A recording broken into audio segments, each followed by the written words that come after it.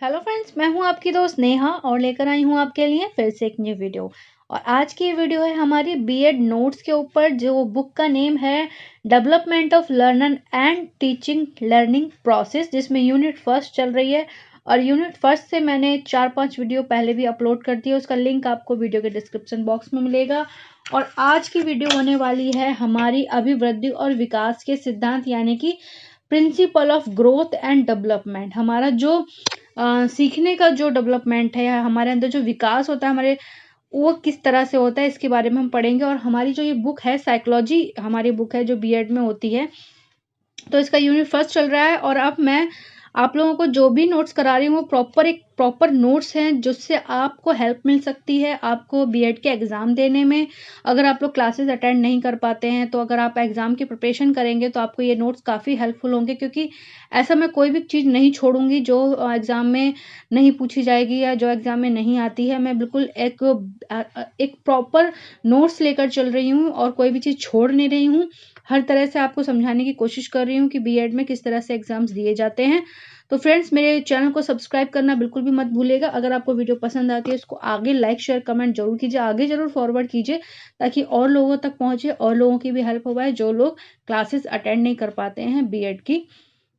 तो मेरे साथ जुड़े रहिएगा और चैनल को सब्सक्राइब करना बिल्कुल भी मत भूलिएगा। बेल आइकन को प्रेस करना, तभी आपको मेरा नई वीडियो का नोटिफिकेशन मिलेगा।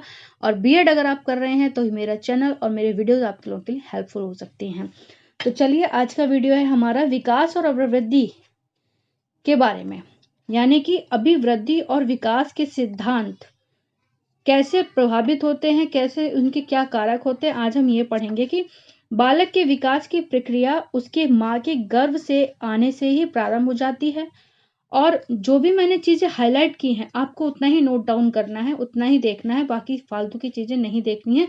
जितना आपको समझ में आ जाए मैं उतना करवाने की कोशिश कर रही हूँ। तो उस समय तक चलती रहती हैं जब तक वह पूर्णता को प्राप्त नहीं हो जाता, यानी कि वो बुजुर्ग नहीं हो जाता।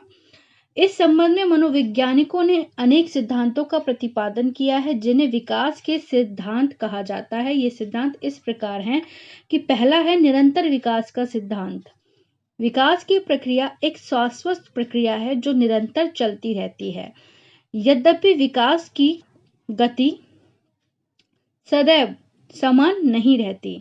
यह गति कभी तीव्र यानी कि कभी तेज हो जाती है और कभी मंद हो जाती है, यानी कि कभी स्लो हो जाती है, परंतु अपनी चरम सीमा पर पहुंचने से पूर्व कभी रुकती नहीं है। जब तक मतलब ये अपना प्रोसेस कंप्लीट नहीं कर लेती, जब तक ये रुकती नहीं है। बालक में शारीरिक और मानसिक गुण यकायक विकसित नहीं हो जाते हैं।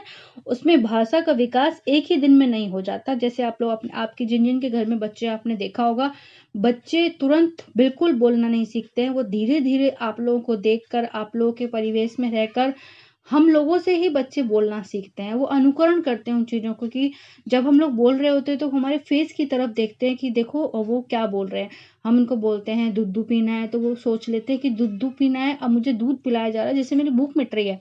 तो वो उस वर्ड को कैच करते हैं, तो वो धीरे धीरे उसको बोलना सीखते हैं। अपनी ज़रूरत से रिलेटेड सारी चीज़ें वो हम लोगों से बोलना सीखते हैं, हम लोगों से अनुकरण करते हैं। तो अपितु उसकी नींव बालक में जन्म से ही पड़ जाती है। ठीक है। समान प्रतिमान का सिद्धांत देखते हैं। इस सिद्धांत के अनुसार प्रत्येक जाति अपनी जाति के अनुरूप विकास के प्रतिमान का अनुसरण करती है। मतलब जिस जाति में बच्चा जन्म लेता है वह उस जाति के रीति रिवाज या उस जाति का जो भी चीजें होती हैं उसका अनुकरण कर लेता है, उसको अपना मान लेता है, उसके अकॉर्डिंग वो कार्यशीला करता है अपनी। बालक चाहे भारत में पैदा हुआ हो या अमेरिका में या यूरोप में, उसका शारीरिक मानसिक भाषा गति और संवेगात्मक विकास समान रूप से होता है। मतलब चाहे किसी भी कंट्री में बच्चा हो या किसी भी संस्कृति का बच्चा हो या कहीं पे भी रह रहा हो, उसका विकास ऐसा नहीं है कि अमेरिका में हो रहे पैदा बच्चों का विकास अलग तरीके से हो रहा है, इंडिया में अलग नहीं। सबका विकास का प्रोसेस सेम है, बट ये हो सकता है कि उनको सीखने का किस तरह से मिल रहा है या उनको किस तरह से सिखाया जा रहा है, वो सारी चीजें उन पर डिपेंड करती हैं। फिर हमारा नेक्स्ट आता है विशिष्ट क्रम का सिद्धांत। बालक का विकास एक विशिष्ट क्रम में चलता है। गति विकास में सर्वप्रथम बालक बैठना सीखता है ना, फिर खड़ा होना सीखता है और उसके बाद चलना सीखता है। ये गति का क्रम है कि वो पहले बैठना सीखता है, फिर बालक खड़ा होना सीखता है और उसके बाद चलना सीखता है। ठीक है, सबसे पहले बालक के सामने वाले दांत आते हैं और उसके बाद उसके साइड वाले दांत आते हैं। इसी प्रकार बालक की भाषा, सामाजिक और संवेगात्मक आदि के विकास में भी एक विशिष्ट क्रम होता है। मतलब जो भी चीजें उसके विकास में क्रम चलता है उसमें एक विशिष्ट क्रम होता है। समान प्रक्रियाओं के विशिष्ट प्रक्रियाओं का सिद्धांत, बालक का विकास समान प्रक्रियाओं से विशिष्ट प्रक्रियाओं की ओर होता है। मतलब समान नॉर्मल प्रोसेस से फिर वो और आगे बढ़ता है। फिर नवजात शिशु किसी प्रतिक्रिया कारण उत्तेजित होने पर संपूर्ण शरीर को हिलाता है। जब उसे गुस्सा आता है तो वो पूरा हिल जाता है, जब उसे रोना होता है तो वो चीखता है, चिल्लाता है, अपनी पूरी बॉडी को हिलाता है ना, आपने देखा होगा। तो उसी तरह से भाषा में बालक सर्वप्रथम निरर्थक ध्वनियां उत्पन्न करता है, उसके बाद ही वह कुछ सार्थक शब्दों को स्पष्ट उच्चारित करने में समर्थ हो पाता है। बालक में प्रारंभ में रोते समय बालक संपूर्ण शरीर को हिलाता है, लेकिन कुछ बड़ा होने पर आंखों और मुंह का ही प्रयोग करता है और धीरे धीरे क्रोध, पीड़ा, श्रेय, हर्ष आदि विभिन्न भावों को प्रकट करने के ढंगों को सीखकर उन पर नियंत्रण प्राप्त कर लेता है। ठीक है, नेक्स्ट हमारा 5th पॉइंट की विकास की विभिन्न गति का सिद्धांत। इस सिद्धांत के अनुसार बालक के सभी अंगों का विकास समान गति से ना होकर भिन्न गति से होता है। जन्म के समय नवजात शिशु के विभिन्न अंग एक दूसरे से भिन्न अनुपात में होते हैं। हाथ पैर आदि किशोरावस्था में पूर्ण रूप से विकसित हो जाते हैं। मस्तिष्क अपना अधिकतम तौल लगभग 6ठे वर्ष में पा लेता है। मतलब उसका जो वजन है वो 6ठे वर्ष में उसका कंप्लीट हो जाता है, लेकिन उसका जो विकास का क्रम है वो चलता रहता है। बाल्यावस्था में रचनात्मक कल्पनाएं बड़ी तेजी से विकसित होती हैं।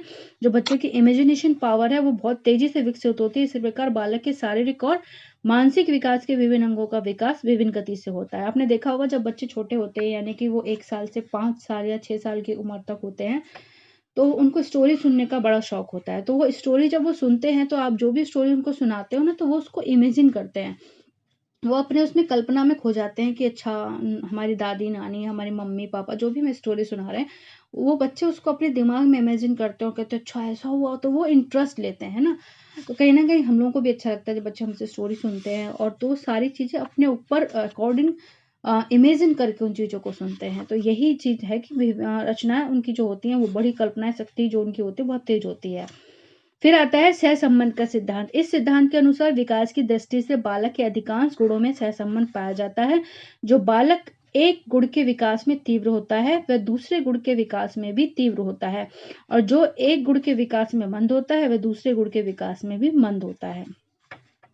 मतलब कहने का तात्पर्य यह है कि अगर एक बच्चा एक गुण में उसका तेज है तो वो दूसरे गुण में भी तेज ही होगा। ठीक है, फिर आता है कि एकीकरण का सिद्धांत। एकीकरण के सिद्धांत के अनुसार बालक सर्वप्रथम एक पूरे अंग को तथा बाद में उस अंग के विभिन्न भागों को चलाना सीखता है तथा सबसे बाद में वह शरीर के एक अंग के विभिन्न अंग भागों का एकीकरण करना सीखता है। मतलब कि एक भाव पर उसे किस तरह से, उसको अगर बहुत तेज भागना है तो वो एक पैर उठाएगा, फिर दूसरा पैर उठाएगा और भागेगा कैसे, तो वो सारी चीजें धीरे धीरे एकीकरण करके सीखना उसका कोशिश करता है। विभिन्न अंगों का एकीकरण ही गतियों की सहजता को संभव बनाता है। फिर आता है हमारा वंशानुक्रम तथा वातावरण की अंतरक्रिया का सिद्धांत। स्किनर के अनुसार यह स्पष्ट हो चुका है कि वंशानुक्रम उन सीमाओं को निर्धारित करता है जिनके आगे बालक का विकास नहीं किया जा सकता है। इसी प्रकार यह भी सिद्ध हो चुका है कि जीवन के आरंभिक वर्षों में दूषित वातावरण कुपोषण अथवा गंभीर रोग जन्मजात योग्यताओं को कुंठित तथा शक्तिहीन बना सकते हैं। वंशानुक्रम मतलब जो भी चीजें हैं वो पहले से ही अगर बच्चे को गलत मिली हैं तो उसका जो ग्रोथ है, उसकी जो विकास है वो कहीं ना कहीं रुक जाता है। तो इसने जो बच्चे का पहले जैसा उसका साथ हुआ है, तो अगर उसको वातावरण अच्छा मिलेगा तो वो ऑफकोर्स अच्छा बनेगा। फिर आता है हमारा अवांछित व्यवहार के स्वतः दूर हो जाने का सिद्धांत। यानी कि जो बच्चा पहले चीजें करता है वो बाद में कुछ उसके पास उसके शरीर से अपना, उसके जो दिमाग से वो चीजें खुद ब खुद डिलीट हो जाती हैं। कैसे, देखते हैं। इस सिद्धांत के अनुसार अपने विकास की प्रत्येक अवस्था में बालक कुछ अवांछित यानी कि जो हमें पसंद नहीं है, जो गलत है, व्यवहार करते दिखाई पड़ते हैं, लेकिन विकास की उस अवस्था में समाप्त होने पर यह व्यवहार स्वतः ही दूर हो जाते हैं। जैसे बच्चे बालक बड़े शरारती दिखाई देते हैं छोटे बचपन में, वे आपस में खूब झगड़ा करते हैं, एक दूसरे को खूब तंग करते हैं, चिढ़ाते हैं। वस्तुतः बालकों में शरारतीपन उनके शारीरिक विकास की द्रुत गति के परिणाम स्वरूप होता है और कुछ समय पश्चात वे शरारतीपन, उनका नौटीपन जो है उनका खुद ही खत्म हो जाता है। जैसे आपने देखा होगा जब बच्चे छोटे होते हैं तो वो बिल्कुल भी नहीं शर्माते हैं, या कहीं पे भी वो अपने कपड़े ऊपर करने लग जाते हैं, या मुंह बनाने लग जाते हैं, गुस्सा करने लग जाते हैं, पैर पटकने लग जाते हैं, या बहुत ज्यादा गंदे तरीके से गुस्सा दिखाते हैं।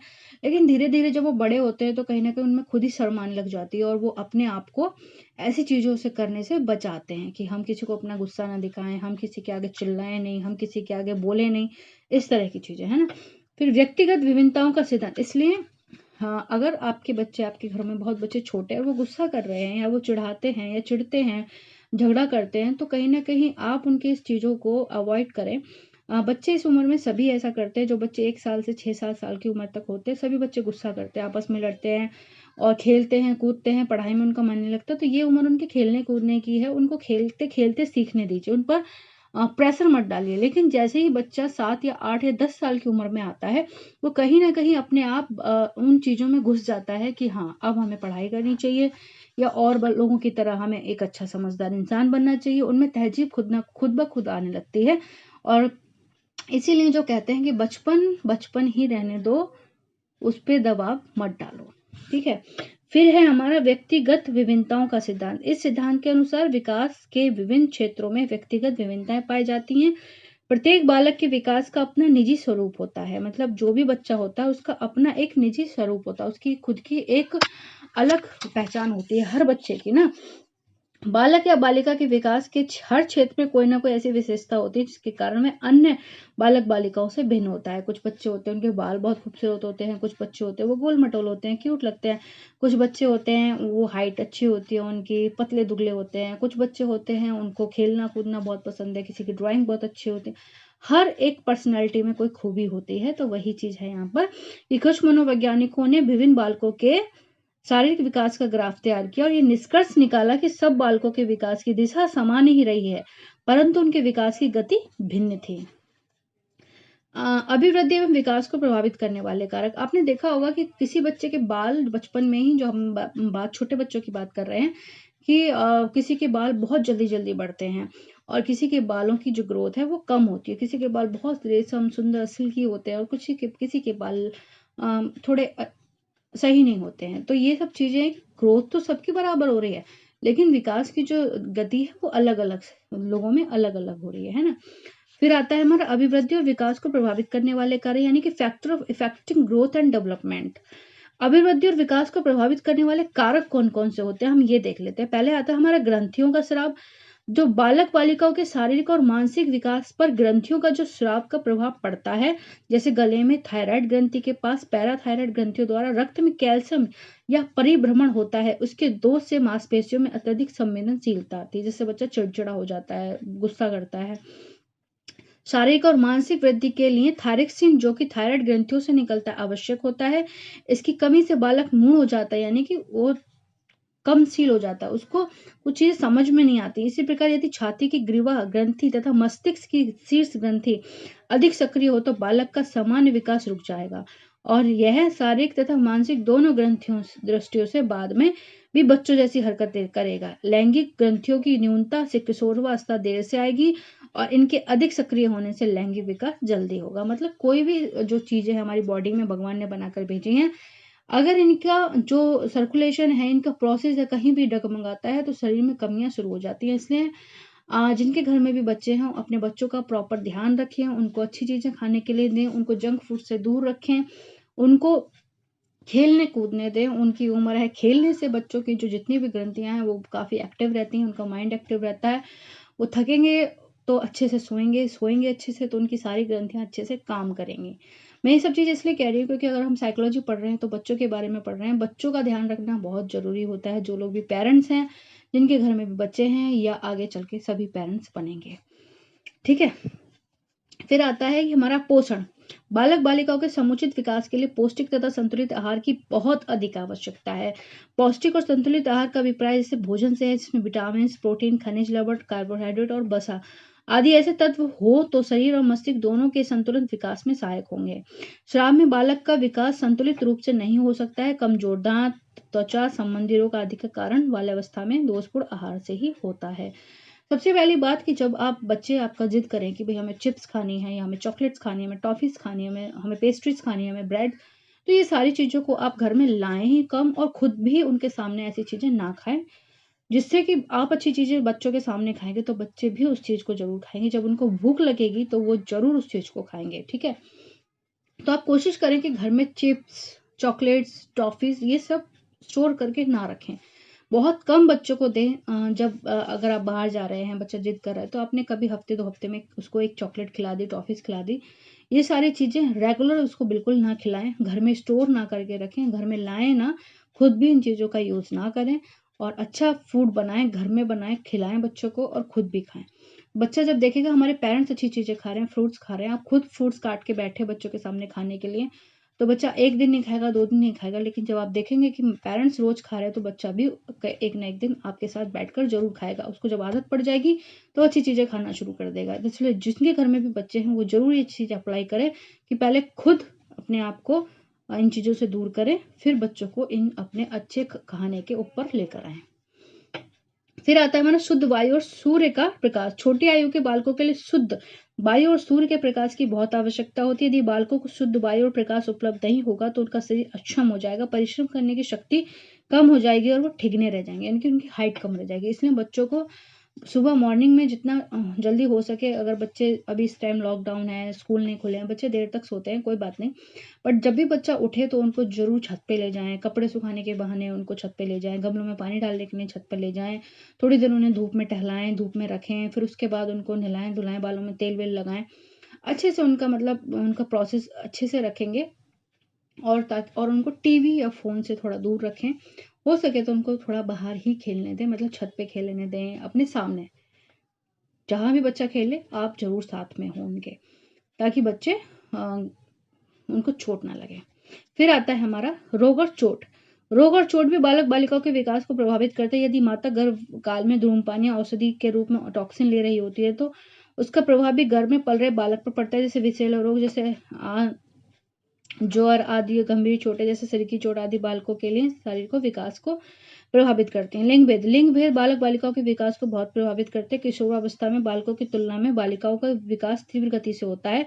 वे जल्दी परिपक्वता को प्राप्त करती है। मानसिक विकास में भी बालिकाएं बालकों की अपेक्षा अधिक आगे बढ़ जाती हैं।